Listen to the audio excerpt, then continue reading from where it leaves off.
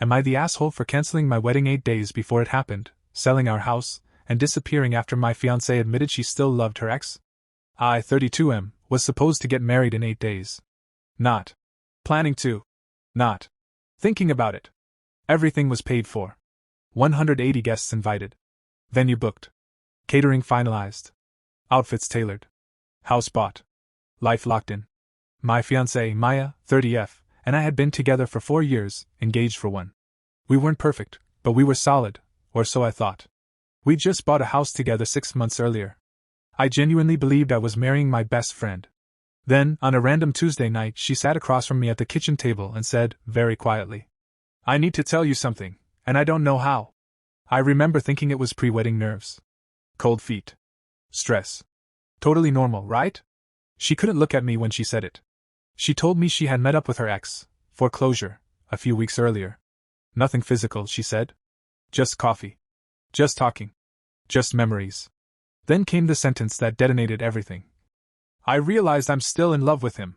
No tears. No dramatics. Just a calm confession, like she was stating a fact about the weather.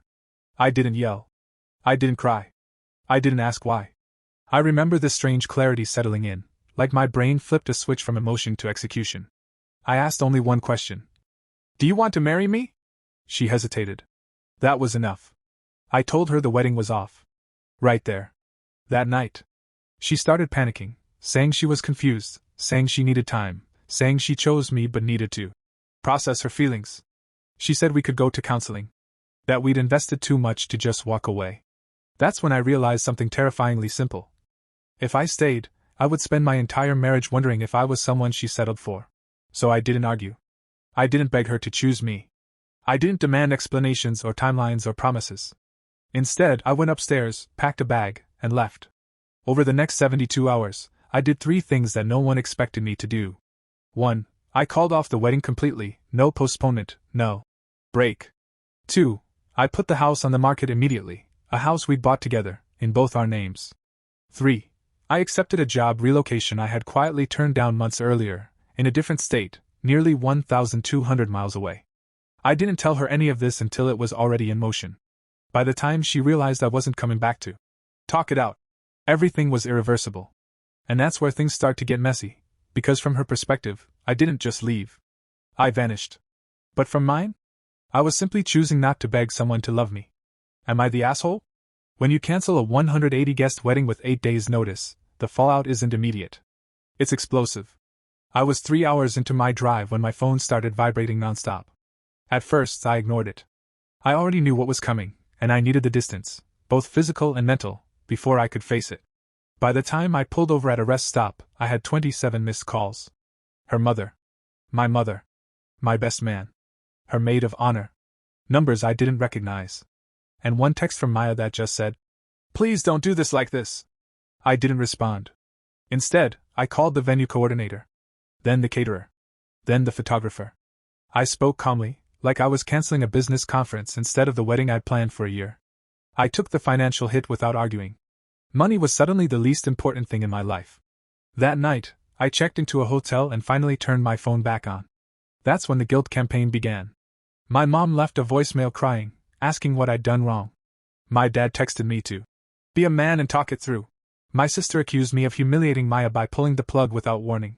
Maya, meanwhile, sent paragraph after paragraph. She said she never cheated. She said she was just being honest. She said loving her ex didn't mean she loved me any less. She said I was running instead of fighting. That last one stuck with me. Because from her point of view, she'd confessed something brave. Something truthful.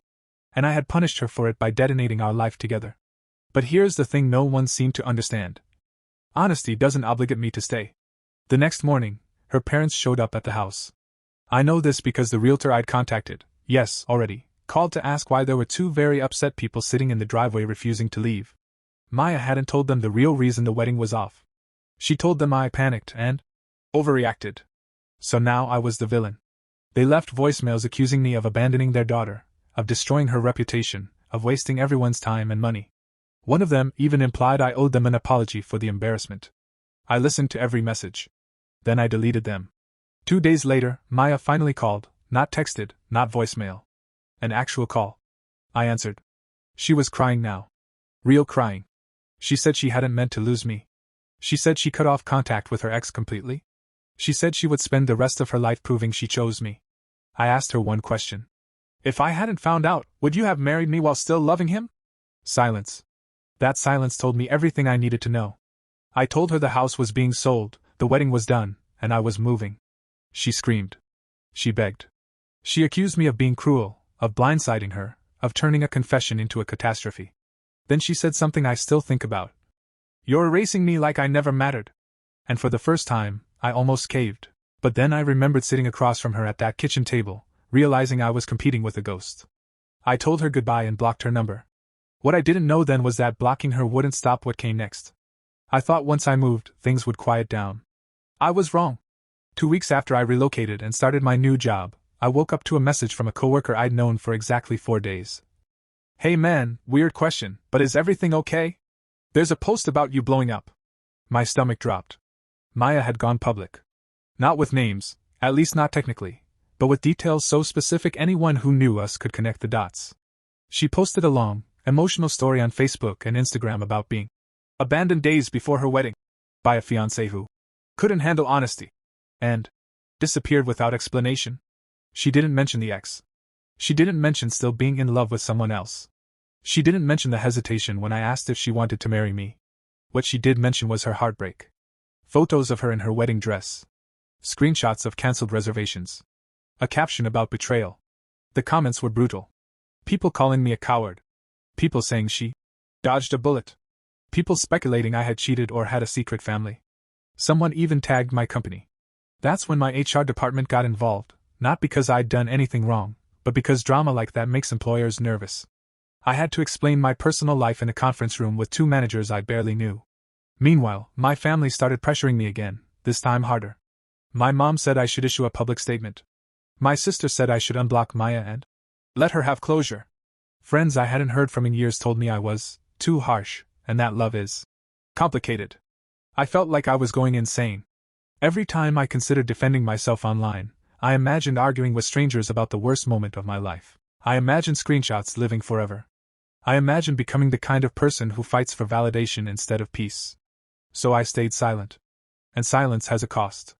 Maya emailed me from a new account. She said she never meant for things to spiral.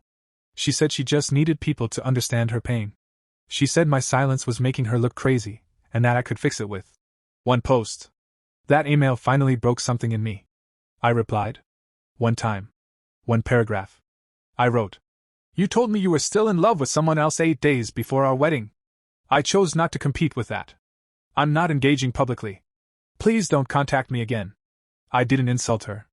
I didn't threaten her. I didn't expose names or receipts. Within an hour, her posts disappeared. Within a day, mutual friends started texting apologies. Apparently, when she took the posts down, she privately told a few people the full story. And it spread faster than the lies ever did. But the damage was already done. I still had people who believed the version where I was the villain. And I had to make peace with that. By then, the house had sold. Papers were signed. Money split. The last physical tie to my old life was gone. I thought that was the end. Then, a month later, I got a message I never expected. It was from her ex. I stared at the message for a long time before opening it. The name was familiar, but seeing it on my screen felt unreal. Hey. I don't know if you'll respond, but I think you deserve to hear this. Against my better judgment, I opened it. He said he hadn't known she was engaged when they met for closure. He said she reached out first. He said she cried during that coffee, told him the wedding felt wrong, and asked him if he thought they ever had a future. He told her no. That part surprised me. He said he'd moved on years ago, was in a serious relationship, and meeting her again only confirmed that the chapter was closed for him. He said when he heard the wedding had been cancelled, he realized the truth mattered, especially if I was being painted as the bad guy. Then came the line that finally settled everything inside me. She wasn't choosing between you and me. She was choosing between certainty and fantasy. I thanked him.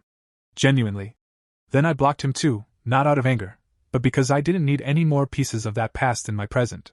A few weeks later, I heard through mutual friends that Maya was taking time to find herself. That she felt blindsided by how final I'd been. That she believed, even now, that if I had just stayed and fought, things would have worked out. Maybe she's right. Or maybe I saved us both from a marriage built on hesitation and what ifs. Here's what I know for sure. I don't wake up wondering who I'm competing with. I don't question whether I was someone's second choice. I don't feel the need to check anyone's phone or read between lines. I built a new life quietly. New city. New routine. New sense of peace.